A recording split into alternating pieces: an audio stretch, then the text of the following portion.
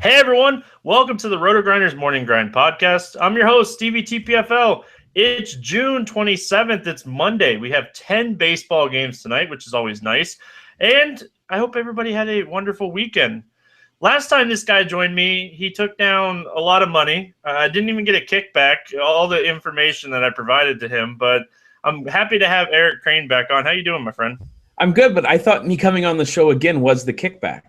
Is that not how this works? I don't know. Could have ordered me a pizza or something. I mean, would you like a pizza? I had pizza tonight, actually. That's probably for those of you who know me, the least shocking thing you've ever heard. But yeah, no, I had some pizza tonight. It was some good stuff. That's always good. Did you have a good weekend? I did. No luck Saturday. I won today though. I won in cash games. Golf wasn't good, but yeah, it was a good weekend overall. Kind of hung out with the wife and didn't do a whole lot else. It was very relaxing compared to like how the weeks normally go for me. That's always good, man. Yeah, I had a little weekend trip and got back and crushed some NASCAR, which is always a lot of fun. You're gonna have to teach me NASCAR one of these days, man. I've tried to do it a few times, and I read all the Roto Grinders content, and I always feel like with DFS, like in new sports that you're not good at, like there's going to be a moment where you kind of get it, like everything clicks. Yeah. Like that happened for me in football last year, and next thing you know, I'm just crushing it every week. That happened for me in baseball maybe 3 weeks ago, where I was like, oh, this is what I was missing. Like I had all the information in front of me, but I didn't know how to quantify it. And that's kind of how I feel with NASCAR right now. So yeah, one of these days we're gonna have to get together, and you're gonna have to teach me NASCAR because, yeah, I don't know. I read the information, but I don't know how to quantify any of it. That's okay. Fun fact about NASCAR: we'll have a Roto Grinders live next Saturday for Daytona. Yes. So make sure everybody tunes into that. And also Fantasy Draft. You mentioned some golf. They have some golf over on Fantasy Draft, our sponsor over here for the Morning Grind. They also have an $8,000 home run here tonight, and it's only a 10 entry max. So you're only competing against 363 people, 10 entry max. You're not playing against people with 50 teams.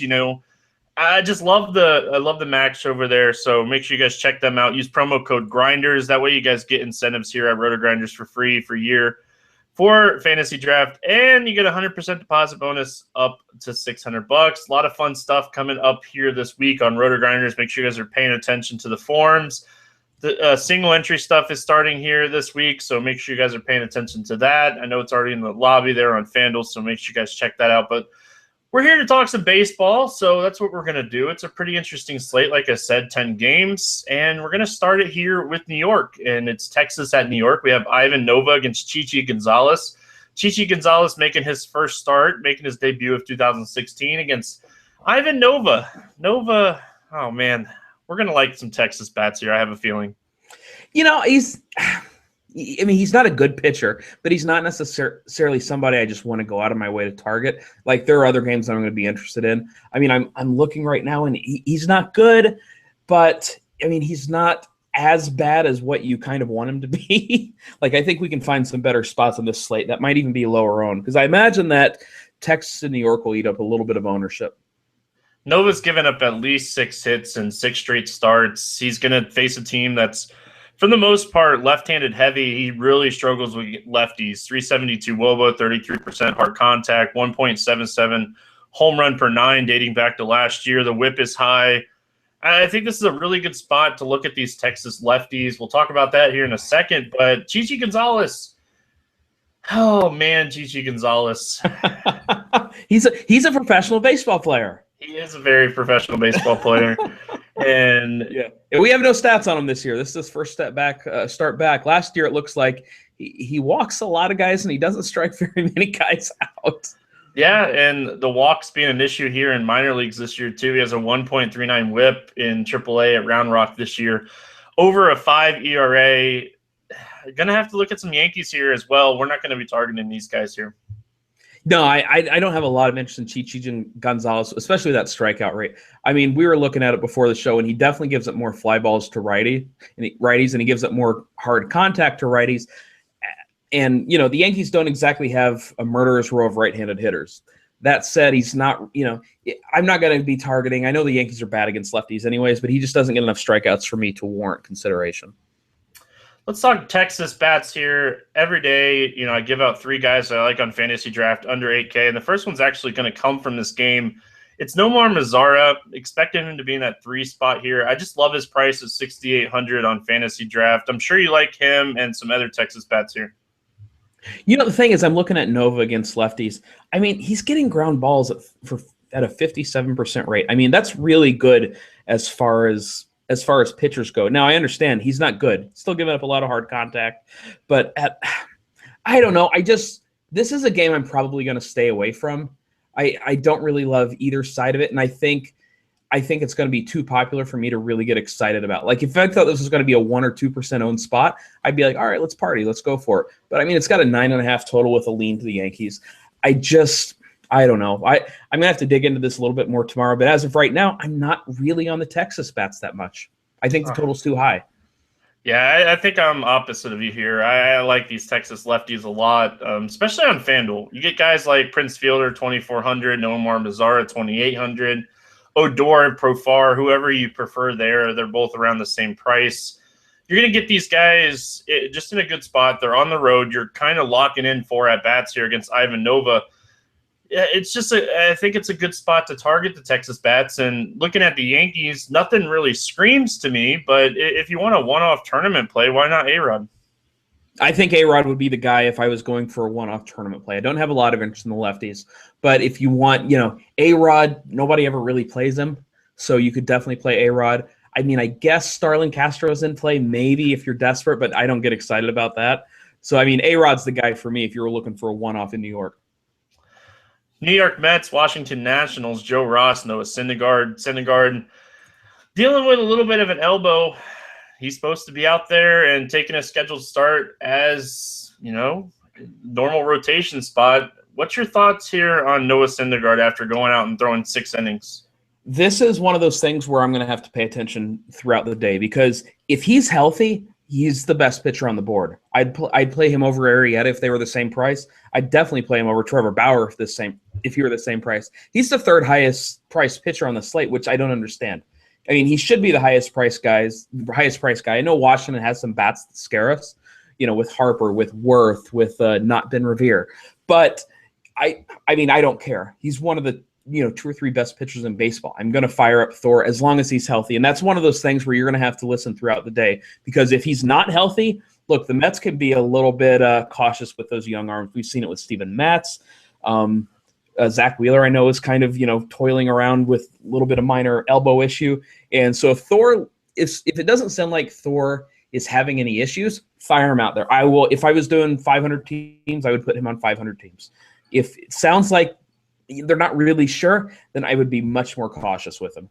Yeah, everything I've read, he's gone through his normal routine with no setbacks, no structural damage. All signs point to okay. I'm just a little worried about that last start against Kansas City. Was it fatigue? What was the issue? And, being a guy that, pitched a lot, it worries me a little bit, but if they're telling me Syndergaard's okay to go, there's no reason for them to roll out a future star of this team, in a position where, we're not even to the All-Star break yet. They're not playing for the playoffs yet. They're still getting by. They have a lot of injuries. So if they're telling me Syndergaard's okay, I'm going to believe the coach here, and I'm going to roll him out there. This is not the best matchup in the world here against Washington, but, you're going to have to take a stand somewhere. So I don't mind right-handed pitching against the Nationals. Yeah, and you make a good point there when you say that if he wasn't healthy, they would not be throwing him out there. They're not going to say, let's throw him out, see how it goes, and hopefully our stud's arm doesn't fall off. That's not going to happen. Yeah. So if they're going to play him and there aren't going to be any issues, throw him on there, have a good time because, like I said, the guy's a stud, and I'm going to take a stud pitcher before like a guy like Harper any day. Joe Ross on the other side of this game, one of the best pitchers in baseball against right-handed bats. Even since getting called up last year, this guy's just been excellent against righties. Where he struggles is lefties. The thing is here, when we're looking at the lefties for the Mets, we know Conforto's dealing with a wrist injury, so we're really worried about Curtis Granderson, Asdrubal Cabrera, and Neil Walker. Is that enough to keep you off Joe Ross here? Yeah, I think it is for me. I don't typically like to target the Mets just because they have like a ton of home run upside. I know they can struggle quite a bit, but I don't know. I just don't get excited about Joe Ross. He's got a small strikeout rate against lefties. Then you go to righties, and I mean he's much better against righties, but I don't know. And plus, they might be rolling around. Like Matt Reynolds isn't good, but he's still lefty, and Joe Ross still struggles striking at lefties. So, yeah, I don't know. I wish I could kind of get behind and get excited about Joe Ross because I think he might be fairly popular, especially if Conforto's, if he's still questionable. So, yeah, I would love to say play Joe Ross. As of right now, though, I don't necessarily see it. I think it'd be more of a lineup thing. If the Mets lineup comes out and they're rolling out 6, 7, 8 righties against Joe Ross, that's when you want to target him. You don't want to target him if we're going to see 4 or 5 lefties in this lineup, then you kind of stay away. Let's talk bats in this game. Washington, is there anybody you would challenge Thor with here? If you're going to go one person, you're going to go Harper. I assume he's cheap. Just because they use the dynamic pricing over on Fantasy Draft. So let's pull him out real quick. 8,400. Yeah, that's too much for me. Nope, there is nobody I'm interested in against Thor. If he was in that 6K range, I think me and you both would have some interest. Yeah, that's what I was thinking. I was just like 68, 7K. Okay, I can take a shot there on a few teams. But for 8,400, no thanks. I will spend that money in a sharper manner. Yeah, I agree with you. Now looking at the Mets. Not on Fantasy Draft per se, but Neil Walker, where you have to play a second baseman, I think that he's definitely a good play here. He's been batting in the 3 to 5 hole, really. He's been all over the lineup lately. Just depends on what lineup they roll out there. I think he's definitely in play here. Yeah, I like Neil Walker, and he's got a really nice price tag over on Fantasy Draft, 6.6K over there. Yep. You look at Curtis Granderson as another guy. He's 7,500, which is a little bit more than I would like to pay, but at the same time, it's not high enough to where I can just wash my hands of him. I definitely think the lefty bats, especially the lefty power bats for the Mets, are interesting. I wouldn't stack the team, but I don't mind a one-off from them in a tournament lineup. Boston at Tampa, Blake Snell, Eduardo Rodriguez. This is one of my favorite games tonight. I don't expect a lot of people to be on this game because we have Coors Field. We have a game in Arizona. We talked about the Yankees already. The Tampa Bay Rays are one of my favorite offenses tonight, but I want to hear your thoughts on Blake Snell and let me know if you have any interest in him. No. I mean, there are – okay, look, I get it because Boston, they haven't been lights out lately. Like we saw them just crushing the ball earlier in here, and they're not lights out. They're getting a ballpark downgrade, going from Boston to Tampa. Snell is a kid with a lot of pedigree, with a lot of good strikeout stuff, who Boston hasn't seen before. So, oh my goodness, am I actually talking myself into Blake Snell? You get on these things and you say, oh no, this is a terrible play. Then you just keep talking and you're like, well, maybe. Anyways, no, I don't know. I just can't do it. Boston's team total's over 4. What are they doing with Snell's pitches? Is he pitching, 80, 90 pitches, or are they letting him go over 100? I think they're going to limit his innings. I don't know if they're going to limit his pitches every time out, but I certainly think they're going to limit his innings. He's a young pitcher. He's a guy that was a prospect in this organization. So if they're going to limit his innings like that, do we really want to pay for a guy who has a 6-inning upside? No, we don't. I don't want to pay for him against the Red Sox. You don't want a young lefty against Boston who pretty much in the top 10 again in every statistical category against left-handed pitching this season.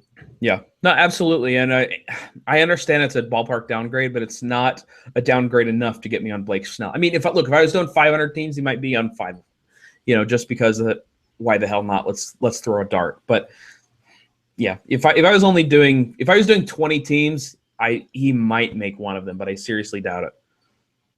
Yeah, he's a prospect. You want to respect that. The strikeout upside really hasn't been there. And, is Boston really a team you want to target? That's what you got to ask yourself. They strike out under 20% of the time against lefties. They're 6 in WRC plus against lefties. I actually think this is going to be a pretty high scoring game. Yeah, it could be. I mean, I don't know what to make. I don't typically like to target offenses in Tampa just because of that ballpark. But at the same time, I could definitely see an argument because, like you said, nobody's going to be on this game. People are going to be in Coors. People are going to be in New York.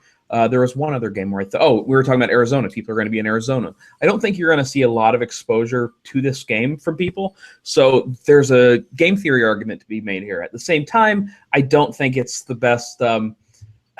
it's not the most likely thing to happen, but could it happen? Sure. Now, looking at the Rays bats here against Rodriguez. Rodriguez is a guy, as a Red Sox fan, I follow a lot of the news, a lot of the beat writers, a lot about, the team that I love.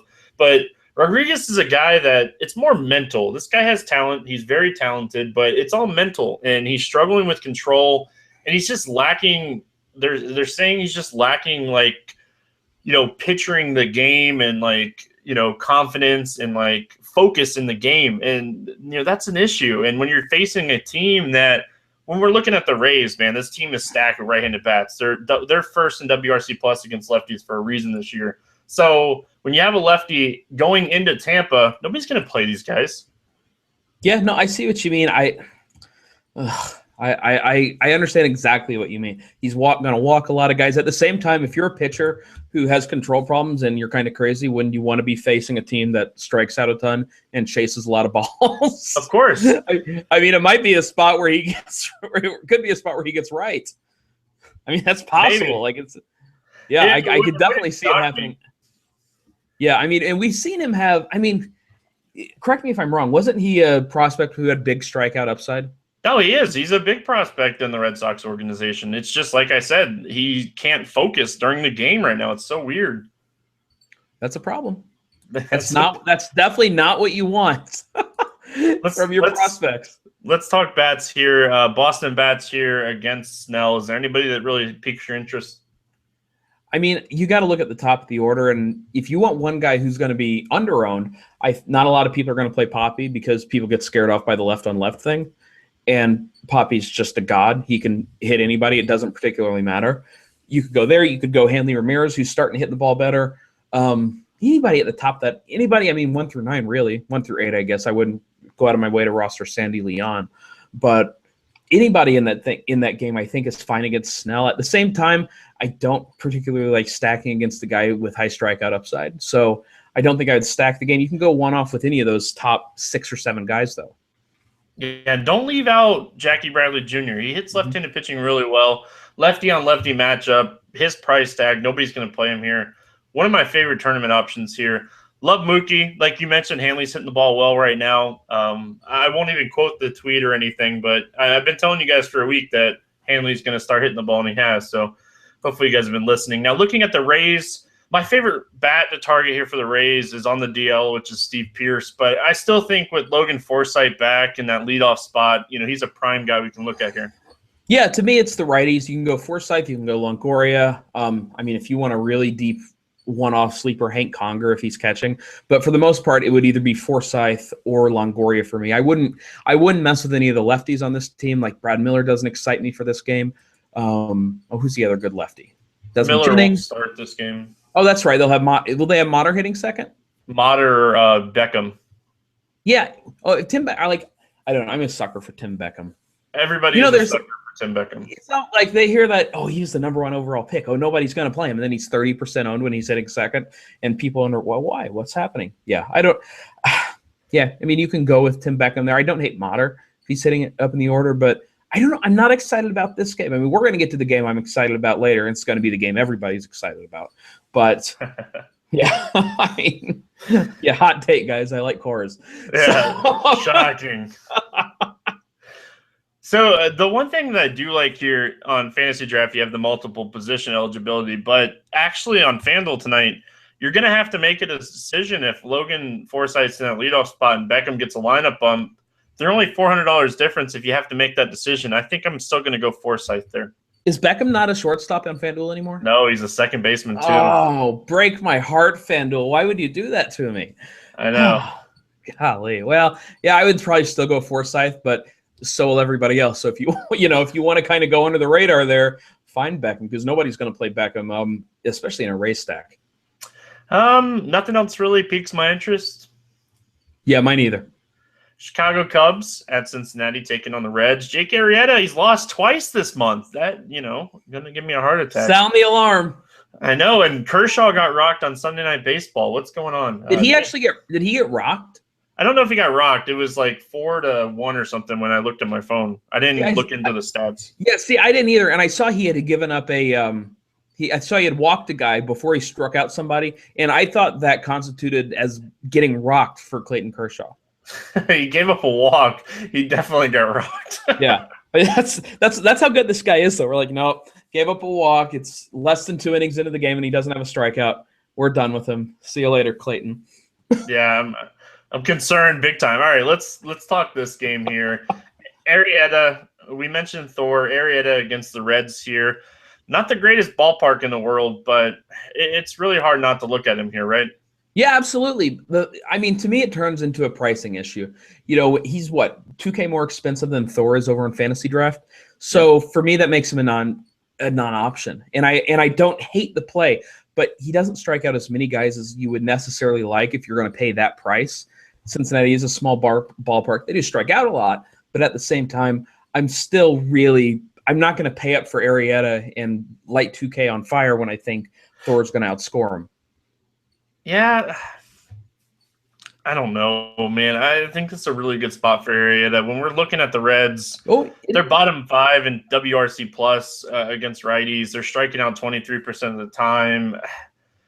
The ballpark really doesn't worry me, and I think that he'll get some run support here against Dan Straley. Oh, he's definitely going to get run support. I mean, there's no way that doesn't happen. I just like Thor more, and I will like. Not to interrupt you, but I will like Thor just as much as you, as long as the Mets don't go right-handed heavy. Because then you're worried about the win? No, then I'm worried. Yeah, I'm definitely worried about the win against Joe Ross. Yeah, I see what you're saying. I mean, to me, I don't know. Thor's just a better pitcher. He's a better pitcher than Arrieta. He's a better fantasy pitcher than Arrieta is. I'm going to get all this angry Cubs hate mail coming. Oh, they can come at you. Thor's a better pitcher than Arrieta. Oh, and the thing is, I'm a Cardinal fan, so they're really gonna hate me. Oh, he's a Cubs hater, yada yada. No, Arrieta's good. He's probably a better real life pitcher, but for fantasy purposes, I definitely want Arrieta. No, I definitely want Thor. Oh no, oh God, don't. So yeah, all the points you make are great, and I definitely think that price wise, Thor's gonna have more upside, but Arrieta is not a bad play here. He's a guy that limits the damage. He doesn't give up a lot of home runs. He has only a 21% hard contact rate. He's the guy. It's just I'm worried about the walk rate. It's up this year, and that's a little concerning. The strikeout rate is still solid at 9.83 K per 9. That's solid. But when the walk rate is up 3.21 per 9 compared to 1.89 last season, that's where I'm concerned. I was going to say, it's actually really brutal against lefties. He's walking 12.5% against lefties, which is kind of insane. That's a little high. That's a little bit high, which kind of makes me think he might be nibbling. I don't know. I mean, I don't know. I can't get around. Like, if Thor wasn't on the slate, I would be really interested in Arrieta. I just can't get him by that price. I just can't. Yeah, I still like him. So let's talk bats here. Reds bats against Arrieta, nothing really piques my interest. Nah, I mean, just because I'm saying that I like Thor more than Arrieta doesn't mean I'm going to go out of my way to pick on Arrieta.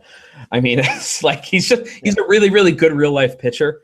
If anything, no, never mind. Don't play any of the Reds bats. It just doesn't make any sense. There are better spots out there. If I was going to play one Reds bat, it would be a FanDuel only play, and it would be Adam Duvall because he's only 2,200.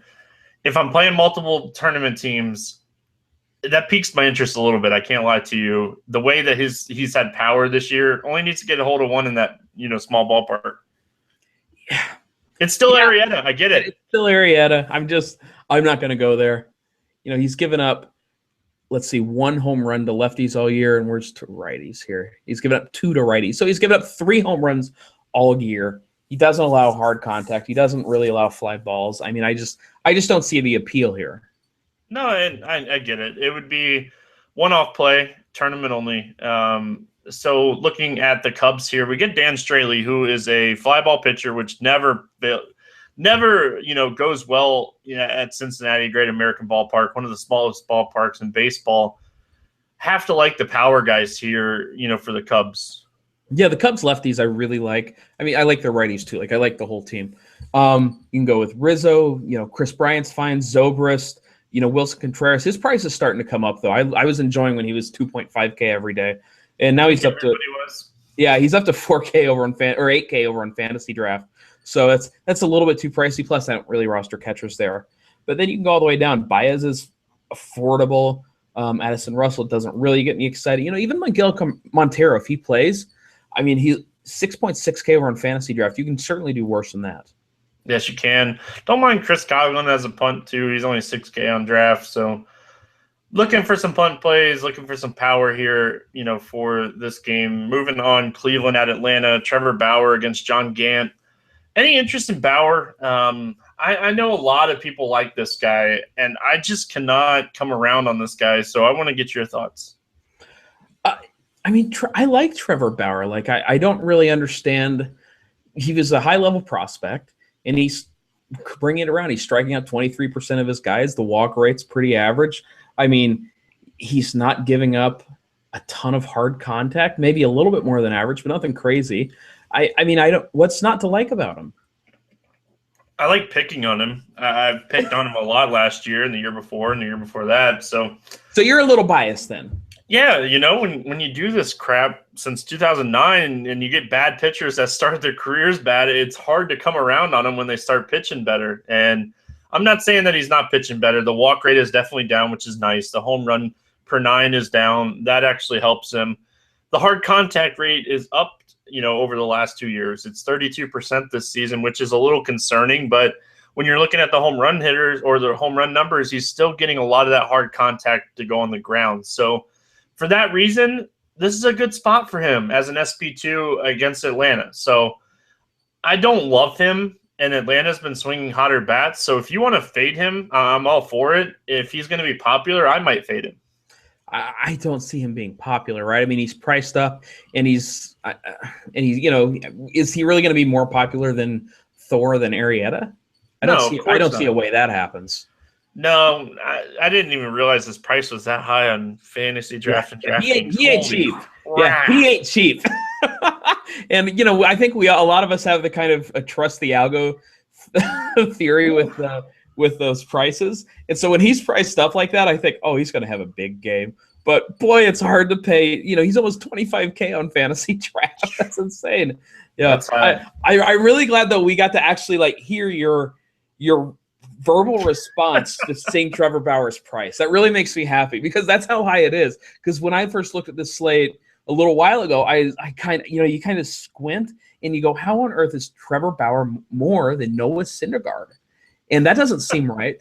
So if you want a tournament play, I mean, Bauer's the guy because under no circumstances is he going to be higher on than Syndergaard or Arrieta. So if you want a low-owned tournament play, I mean, there you go right there. And it's not like it's a bad matchup. He's in a good ballpark. He's facing a team that's not good, that can't really kill you with one swing.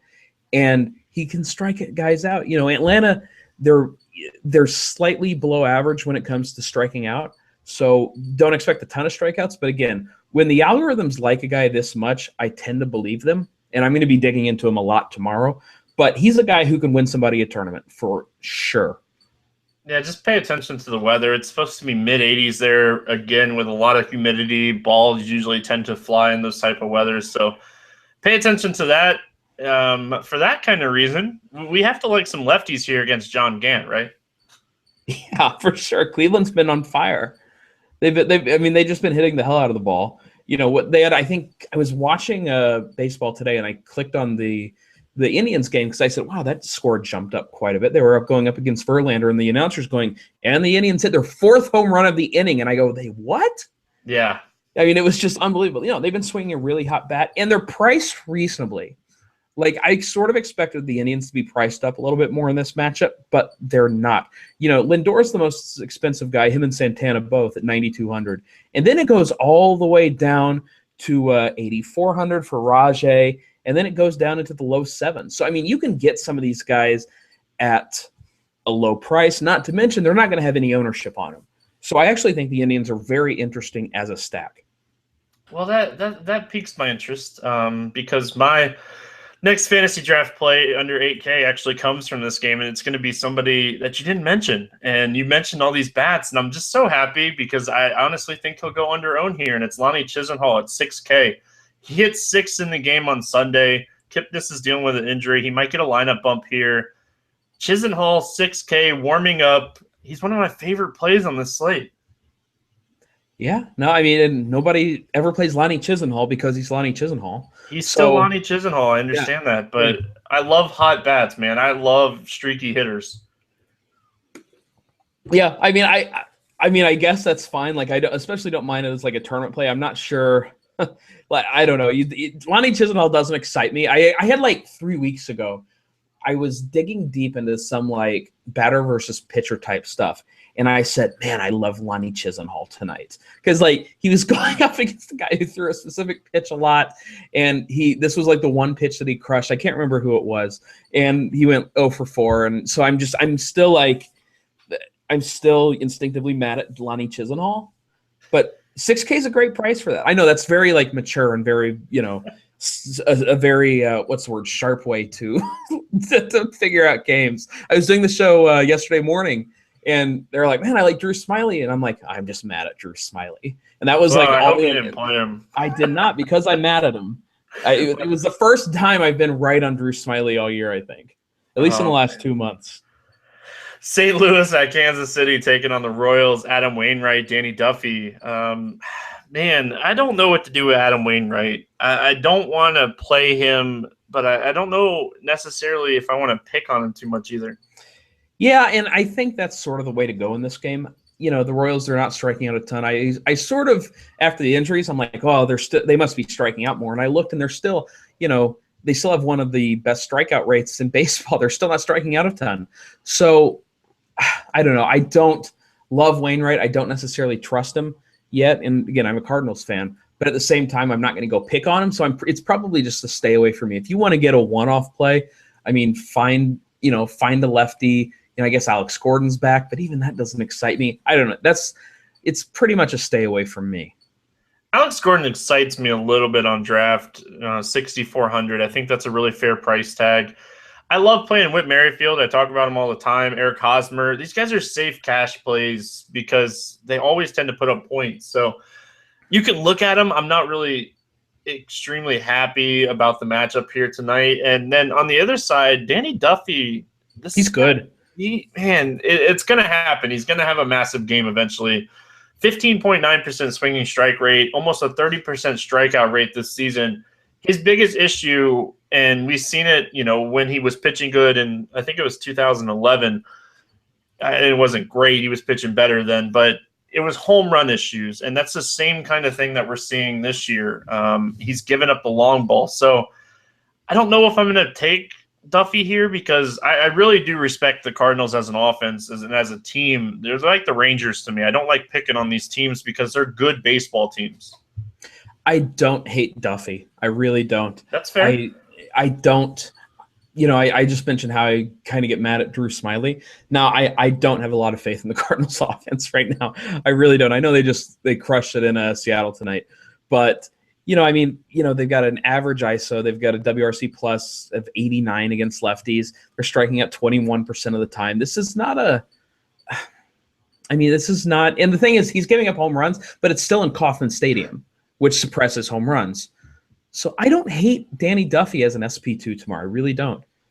Yeah, I think it'd be price dependent too, though. He's 13.5 over on Fantasy Draft. That's so cheap. He's cheap on DraftKings as well. I have some interest there where he's cheap. I don't think he's a FanDuel play. No, I wouldn't play him on FanDuel. I wouldn't. He's an SP2, not an SP1 for me. Yeah. If you want a one-off on FanDuel where you're playing a bunch of lineups, he definitely has a strikeout upside. Look at the numbers. The guy has the strikeout rate and the swinging strike rate that you want for a tournament play. I worry a little bit about the win against Wainwright because Wainwright's been pitching a lot better than what we've seen out of his first few starts. So I still think Wainwright's hittable, and I think the Kansas City team could score some runs against him, but he's given up 4, 6, 2. He's not getting rocked. Yeah, and right now the total is 8.5, and it's leaning toward the over. And I don't know. For me, rather than pick on this game at all, outside of Duffy, I would probably just bet the under. That's probably how. If I wanted to get money on this game in particular, I'd probably just bet the under and move on with it because I like the under, but I don't like either pitcher that much, but I think Duffy is interesting in tournaments. We talked about the Kansas City bats. Let's talk St. Louis bats here. One-off tournament play, Stephen Piscotty. Sure, absolutely. You can do any of those Cardinals, power guys as one-off. I would not stack them against Duffy. He just strikes out way too many guys. Again, Matt Carpenter is going to go completely overlooked because that's what he does against lefties, and he still hits lefties well.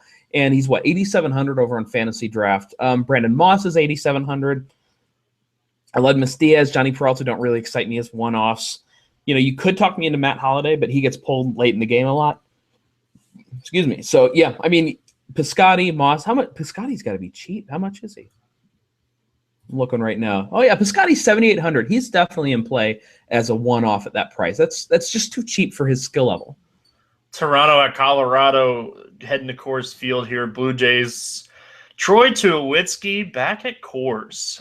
I think that's, I didn't even think of the Tulo narrative. Yes, it's something I think we'll hear a lot here. And I get to say it first because I get to do this morning grind podcast. But anyway, Marco Estrada, John Gray. John Gray, man, I say it all the time, and I'm sure people are sick of hearing it. If John Gray pitched outside of Coors every game, this guy would be a top 25 pitcher in baseball. But I think that's underselling it.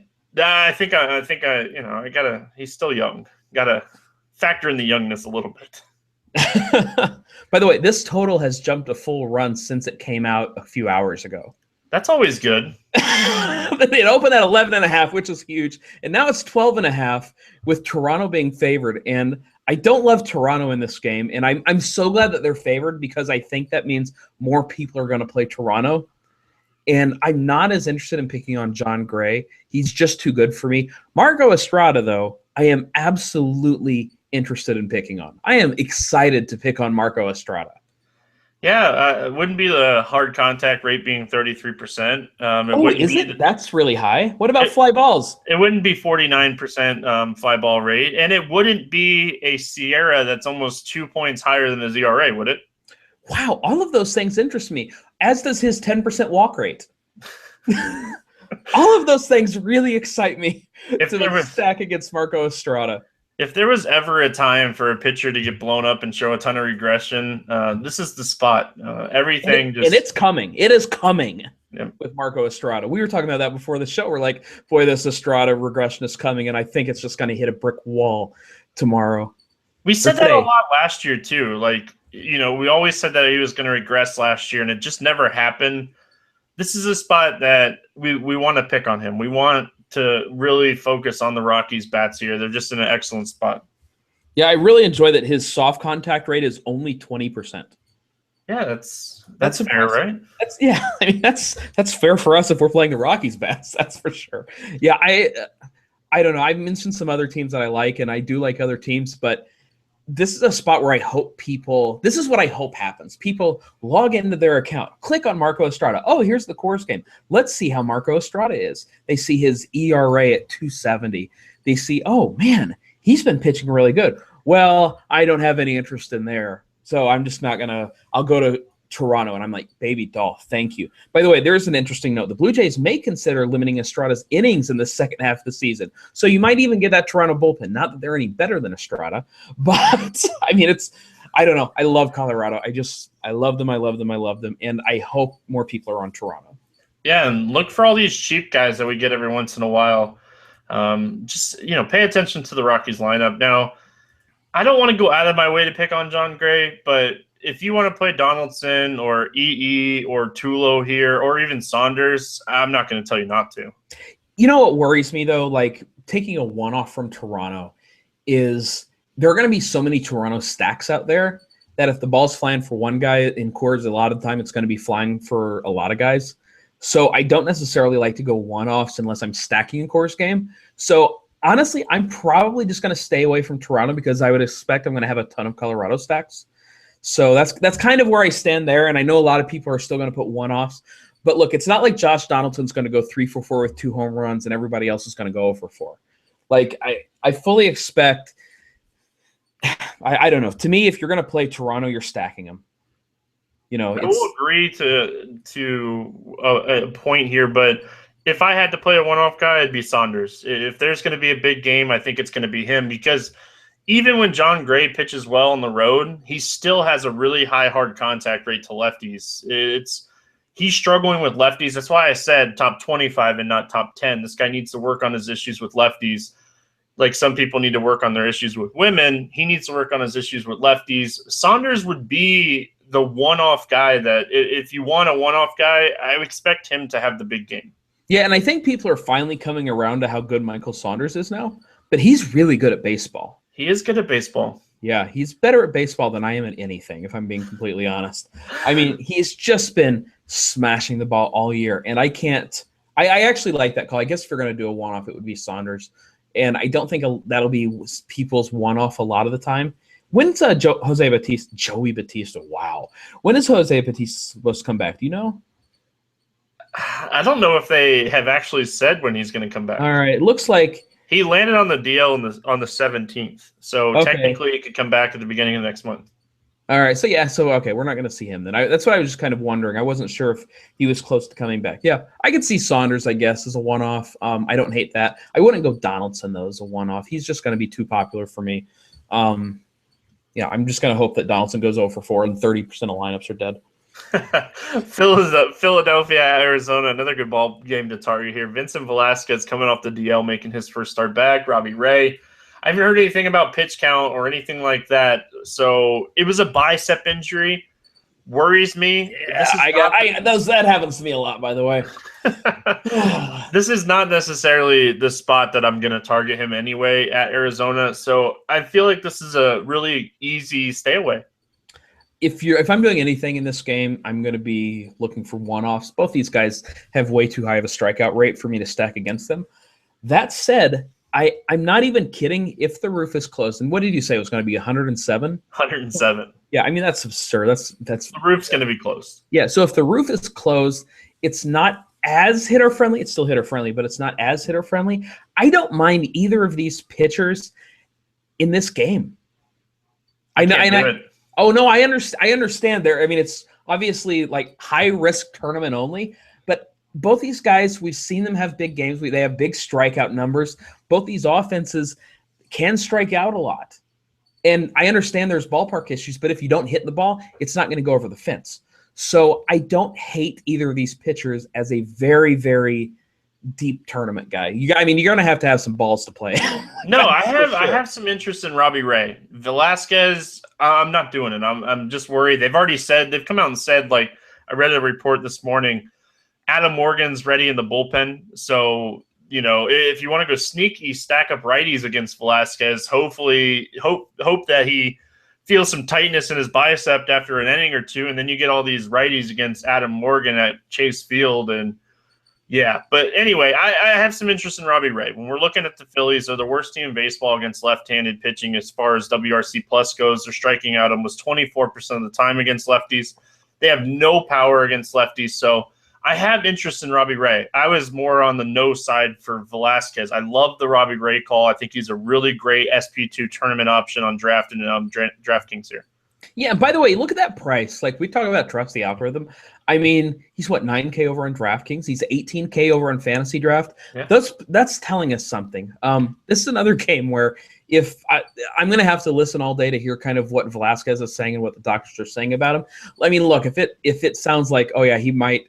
Why would they pull him out? Why would they put him out there though if he's still hurt? That doesn't make sense. I mean, what is Philadelphia? They're not gonna put him out there if he's still hurt, but they might have him on a pitch count coming back from the DL. Yeah, and by the way, this total is 9, and I normally expect like an Arizona total to be more Coors-ish, and the fact that this total is 9, sort of makes me think that Vegas kind of likes these pitchers too. I don't know. I'm going to have to read up more on Velasquez's injury because is it his pitching bicep? I don't know. If it's his glove bicep, man up. Throw a baseball. You're fine. But if it's his pitching bicep, all right, I guess. I don't know. It happens to me all the time just with all my flexing and bench presses that I do. So, yeah, I don't know. The thing is with Velasquez, though, we've seen that huge upside. And once he kind of got tired early in the year, he started getting hit a little bit harder. But now, he's had some rehab assignments. He's had a chance to rest his shoulder up a little bit. I could see him coming out and having a dominant strikeout performance if he's healthy. I get that. I don't know, man. The Diamondbacks are not the best team to target in baseball. They're a good baseball team. They do strike out more against righties than they do against lefties, so I get all that, but I don't know. It's a 9 total for a reason. Let's talk bats in this game. My third and final fantasy draft play actually comes from this game. I just mentioned that I do like Robbie Ray, but if there's one guy that's going to hit him here, I love Tommy Joseph at 6K on draft here. First baseman, he's going to be in that 3 or 4 spot, and 6K for a guy with upside against a lefty that gives up a lot of hard contact to righties. You got to like Tommy Joseph here. Yeah, I mean, that's too cheap for anybody in Chase Field, with the platoon split advantage and hitting in the top 5 in the order. That's way too cheap for Tommy Joseph. If you're not playing Robbie Ray, that's a great call. What about Maikel Franco? Do you have any interest there as well? I don't hate him on FanDuel. 2,900 third base, Chase Field against a lefty that struggles, like I said. I have interest there. Cameron Rupp on FanDuel as well. Catcher, you have to play a catcher. He's only 3K in this matchup. I think he's he's hot right now too. Looking at his last 5 games, he has 5 straight hits in each one of those games. And he has 3 home runs in the last 4 games. So Rupp's showing some power. Robbie Ray gives up some power. I don't mind Rupp here. Yeah, I see what you're saying. I'm just going to probably err more on the side of Robbie Ray. But if you're not playing him, I like 1 or 2 of these guys as one-off tournament options. Yep. Now looking at the other side here is, honestly, I think you stack Arizona or you just kind of stay away. Yeah, like you either think Velasquez is going to have a big game and then you don't want any part of him.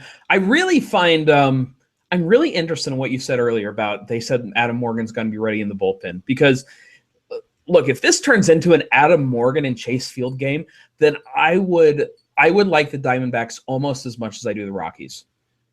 Yeah. Like I mean that would be that good of a spot against Adam Morgan, a lefty going up against a righty heavy lineup. So if you're doing 10 lineups tomorrow, I don't mind making a couple of them Diamondbacks righty heavy stacks with the understanding that if Velasquez pitches and he's able to throw, 6 or 7 innings, you're screwed. You're going to lose.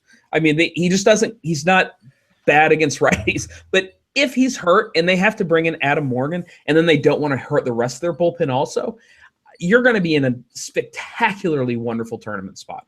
Yep. And don't leave Jake Lamb off your stack. Just don't do it. It's just not smart. Jake Lamb is another guy, very good at baseball. Houston at Los Angeles taking on the Angels. Matt Schumacher against Colin McHugh. Schumacher, man, this guy seems to have gotten his crap together, and he's looked really good over the last 4 or 5 starts. I love him today. I love him in this game. Massive upside, right? Massive upside. Houston, they've been smashing the ball, and they've been doing it in Kauffman. So people are going to say, well, they're hot right now. I don't want to fade Houston. They're smashing the ball. They didn't do as well on Sunday. But, I mean, Shoemaker's he's there. I mean, he's a good pitcher now. He's figured out that splitter. He's striking out 24% of his guys. He's only walking 5% with a swinging strikeout of 14. That's insane. That's stupid good. He's not barely giving more than an average hard contact. He's not really giving up that many fly balls. I mean, there's nothing not to like. And by the way, it's a great ballpark for Shoemaker because Houston, they're getting all that power a lot of the time in Houston with those Crawford boxes, and that doesn't exist in Los Angeles. So I love Shoemaker today. Yeah, I can hit him out into the rocks. I love the upside here for Schumacher. I don't like Colin McHugh in this spot.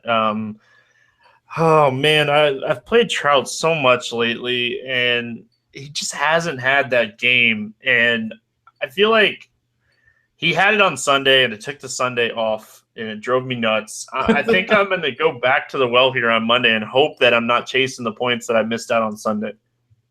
Oh, you're not going to chase the game you missed, are you? I think I'm going to. I know it's a really bad play, but well, I mean, look, that theory's bad, but look, playing Mike Trout is never bad. Yeah, and Colin McHugh's not good.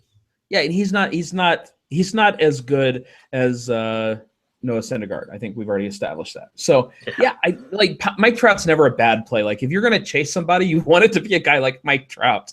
You don't want to be like Kirk Neuenhuis or something. Well, like here's my thoughts on Trout. His price across the industry is always going to be up. And when we have a Coors Field game where can you get upside that's the same as Coors? And Mike Trout's always that guy. And we've seen it at Sunday. He put up 30-plus fantasy points on FanDuel. He can have these type of games, and he's getting these multi-hit games. And when he starts doing this, he just usually goes on a massive hot streak. Yep, I don't think any of that is unreasonable. Like it's Mike Trout. Like he's one of the best baseball players on the planet. He's one of the best baseball players in the last 30 years. I mean, anytime you can get a guy like that at a lower ownership, go for it. Party. Why not? By the way, we were talking earlier, Kershaw did get rocked today. Man. Sorry, I just saw his line. I know that's completely off topic. 6 innings, 4 runs, 4 strikeouts, and 2 walks. All right, Kershaw's done. If you're playing Schumacher here, you have to hedge a Houston stack, right? No. Nope. Yeah, you do. No, I don't think so. If you're rolling out 20 teams in a tournament, say you're running out. I'm going to roll out 500 teams tomorrow. And you're not going to hedge your Houston stack. I will not have a single Houston stack. I can promise you that. You realize if Houston crushes Schumacher, I'm going to tweet you and call you dumb. That's fine. I've been called worse. And if they don't, then you can tweet me and call me dumb. I'm a big fan. The thing is, a lot of people get a misconception about like doing a ton of teams where they just say, oh, well, now you're going to cover all the bases. That is the most surefire way to lose when you're doing a ton of teams, because it's impossible to cover all the bases. You just can't do it. As much as people want to think you can, that's just not the case. It's important to make a stand. And I'm a big, you have to make a stand guy. And to me, you either like Shoemaker or you like Houston. I don't really think there can be an in-between with with Houston being as boom or bust as they are. This is a brutal matchup for Houston, though. All right. Anyway, moving on. Oakland. You're right. You're just like doing like the tweet. You're writing it out now just in case, so you can send it to me, right? I can't tell you how much money I've made over the last 4 years by my pitcher that I'm really heavy on getting shelled and my hedge team winning money for me. I mean, I get it. I'm just not that guy. But I guess that's just saying I'm right a lot of the time. No, I'm kidding. Sorry. That was like the direction we were heading, so I felt like I had to say something. No, it's fine. Last game of the night, Oakland, San Francisco Giants taking on each other in San Francisco. Jeff Samardzija against Daniel Medjden. Samardzija, he really struggled in that last start.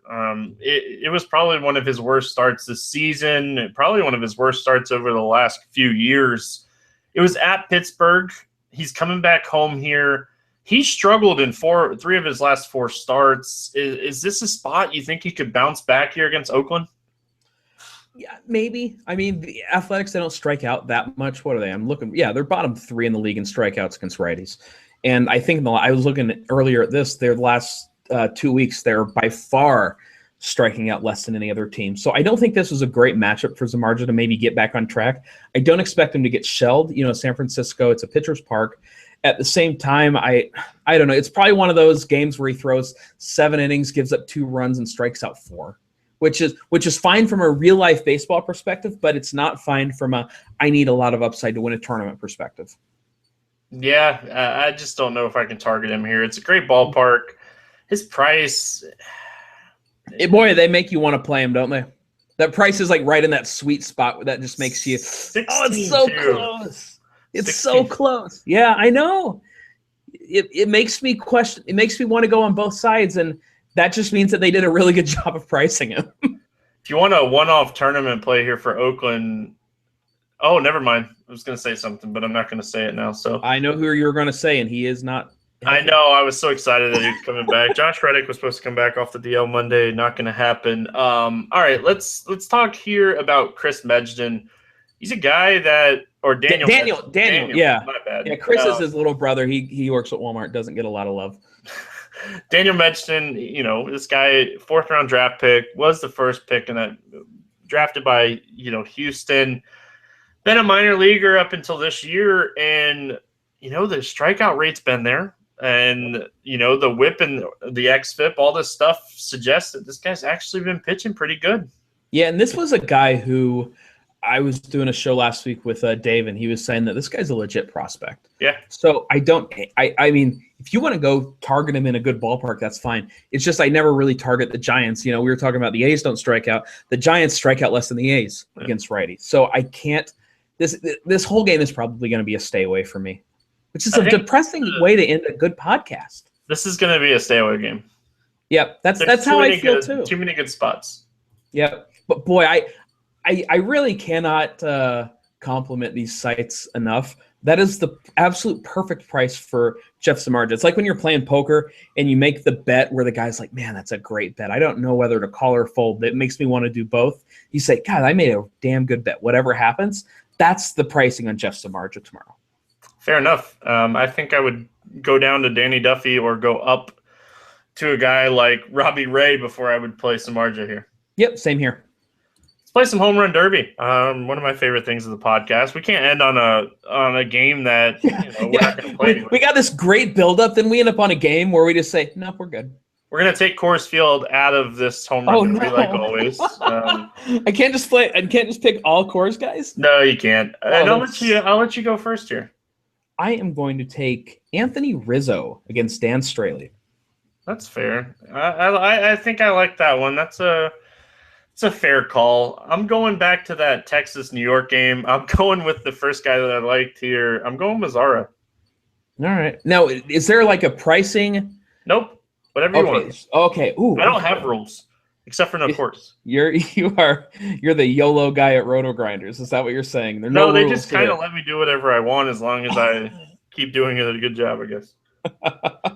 All right. Well, I got to look for a guy. I'm going to go for an unowned guy that we were talking about earlier, and I might steal one of yours, Mike Trout. Trout, I like it. Nope, didn't have Trout on my home run list here today. Love his chances for multi-hits, but don't know if... Now, wait, if he gets enough points to equal a home run, does it still count as a win? No, it does not. That's too much work for me. Oh, well, all right. That's fair enough. I'm going to go Tommy Joseph with my next one. Oh, I like it. You're going down there. Everybody likes my contrarian home run derby every day. All right, I'm going to go with the guy who we sort of mentioned that we like, but I don't think we touched on that much, Carlos Santana. Yeah, we like that game a lot from what me and you were talking about, so I can get behind that. Carlos Santana, definitely a good pick. I'm going to go. He loves hitting at home. One of the best splits ever. Evan Longoria here. He loves hitting in that ballpark, and I don't know why, because the ballpark's trash. And ballpark sucks. I'm so sad that Boston's in Tampa the week of the Coke 0400, and I have a million things to do this week. Are you not going to be able to make a game? Not going to be able to make a game. Oh, I like Tampa as a city, by the way. That makes two of us. Really? Okay, I was down there in February. The Blues were playing at the Amalie Center. Oh, is that what it's called? They score a goal while you're there with the lightning up above? Love it. Yeah, the Blues scored more, so I was really happy. But yeah, my wife and I went down there for a little vacation, and I like Tampa quite a bit as a city. Clearwater's fun. I didn't make it over to Clearwater, but you'll have to come back and go to Clearwater. We'll go to a couple of days. It sounds like a plan to me. I don't got anything going on. I'm just doing 200 Roto Grinder shows a week. All right. At the end of the day, if you had to pick one pitcher to pick up a win, not named Arrieta and Syndergaard, doesn't have to score the most fantasy points, but you think this guy's going to get a win, who would it be? Well, I can't really talk so much about Matt Shoemaker and not pick him, right? Yeah, if you're going to live by, you got to live by, right? Yeah. I believe last time I was on the podcast, I said Eichhoff against Toronto, and you thought I was nuts. I don't think you're nuts on this one. I'm just saying you should have a hedge team. That's all I'm saying. Where's the fun in that? Anyway. I'm going to go – man, I don't love this guy, but I love this spot for him. I'm going to go Trevor Bauer. I think he picks up a win here. Yeah, I think that's a perfectly fair argument or, opinion. I mean, Cleveland's a really high-scoring team going up against Atlanta, who's not really high-scoring. Yeah, that's fine. It's pretty chalky. That's probably a lot sharper, smarter than my team, but at the same time, I don't know. I figure if I'm going to talk up Shoe so much and say I'm not going to put a hedge team in. And the thing is now, by the way, if let's say, it's 455 tomorrow, I'm like, I need a hedge team, and I win with it. Now I'm just going to get all these tweets. I thought you said you weren't doing a hedge team. What are you doing, man? I'm off. I can't do it anymore. That's like when I did Yeah, when I did the podcast last time, I was like, even if I decide I don't like Eichhoff, I still have to put him 5% in my script. I can't not play him now. And he was actually on the winning team. So thanks, Jared. A lot of action here on Fantasy Draft tonight. Make sure you guys check out our sponsor. If you like the podcast Monday through Friday, make sure you check them out. Use promo code Grinders. That way you're supporting us, supporting them. They have an $8,000 home run here tonight. Only 10 entry max. Deposit. Use Grinders, and that way you get a 100% deposit bonus up to $600, and you get incentives here at Roto Grinders for Fantasy Draft for free for a year, which is a $180 value. So as long as you use that promo code Grinders, that way you don't have to pay that $180 to have those incentives for a year. So make sure you guys check that out. Eric, any final thoughts before we get out of here? You were just talking about Fantasy Draft. I want to say one thing about Fantasy Draft. You were talking about their golf content. I actually got 6th in their golf this weekend, and I know nothing about golf, so it's really soft over there, guys. At least the golf stuff. So go ahead and get on fire, because against all odds, I got 6th, and I suck. So well, that's a good way to end your weekend there. So, like I said at the beginning of the show, make sure you guys check out, and I'm going to say it 5 times this week, make sure you guys check out the NASCAR show that we're going to have here Saturday morning. Don't have an exact time for you yet, but I will have that, as the weekend gets closer. Make sure you guys check that out. We'll be covering Daytona live from Daytona. I'll be there again this time around. So if you want to see any type of special content, let me know. For Eric, we're out of here. Good luck in your contest tonight, guys, and we'll see you tomorrow.